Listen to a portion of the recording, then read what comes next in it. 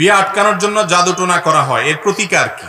যদি কোনো মেয়েকে বিয়ে যেন না হয় সেজন্য জাদু করা হয়, এটা যদি পরীক্ষিত হয়, প্রমাণিত হয়, অভিজ্ঞতা দ্বারা বোঝা যায়, তাহলে সেক্ষেত্রে কি করবেন? প্রথম কথা হলো, এটার জন্য শরঈ ঝাড়ফুঁকের আশ্রয় নেবেন। শরঈ ঝাড়ফুঁকের মধ্যে থেকে একটা হলো, প্রিয় নবী সাল্লাল্লাহু আলাইহি সাল্লামকে জাদু করা হয়েছে। আপনারা জানেন না, ওনাকে জাদু করেছে কে? একজন ইহুদি, তার নাম হলো লাবিদ ইবনে আসম। এই কপাল পড়া আমাদের প্রিয় নবী সাল্লাল্লাহু আলাইহি সাল্লাম মাথার একটা চুল সংগ্রহ করেছে। এই চুলটা নিয়ে সে ওই চুলের মধ্যে বিভিন্ন কুফরি মন্ত্র ইত্যাদি প্রয়োগ করে জাদু করছে।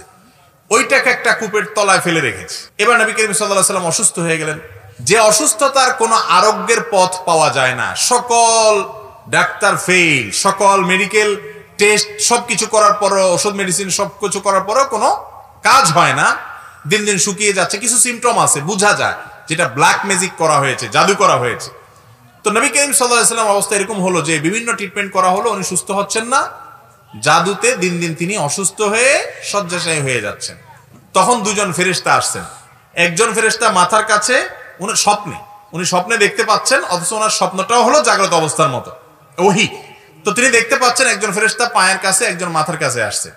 আসার পর এক ফেরেশতা আরেক ফেরেশতাকে জিজ্ঞাসা করতেছেন, এই লোকটার কি হয়েছে, অর্থাৎ মুহাম্মদ সাল্লাল্লাহু আলাইহি ওয়াসাল্লামের কি হয়েছে, ওনার অসুখটা কি, ডায়াগনোসিসটা কি?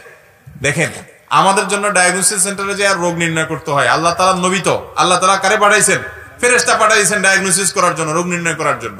একজন জিজ্ঞেস করতেছে আরেকজনের কি হয়েছে, তো বলতেছে জাদু করা হয়েছে, ডায়াগনোসিস হয়ে গেল। এবার আসামি ধরতে হবে, কে করছে, কোথায় করছে, ওটা উঠাইতে হবে জাদুটা। তো এবার আবার প্রশ্ন করছে প্রথম ফেরেশতা, কে জাদু করেছে? নামও বলে দিছে, লাবিদ ইবনে আসম। এটা জাদু করছে ইহুদি, শত্রুতা করে। তো কোথায় জাদু করছে, কি দিয়া জাদু করছে? না, চুল দিয়া করছে, অমুক কূপের তলে রাখা আছে, এটা উঠাইতে হবে। আর কি করতে হবে? কুল হুয়াল্লাহু আহাদ, কুল আউযু বিরাব্বিল ফালাক, কুল আউযু বিরাব্বিন নাস, ব্যাস, জাদু শেষ। তাহলে জাদু থেকে মুক্তির জন্য এই তিনটা সূরা, বিশেষ করে শেষের দুইটা মুআওয়াযাতাইন, কুল আউযু বিরাব্বিল ফালাক এবং কুল আউযু বিরাব্বিন নাস, এই দুইটা সূরা জাদু থেকে মুক্তির জন্য অব্যর্থ ঔষধ।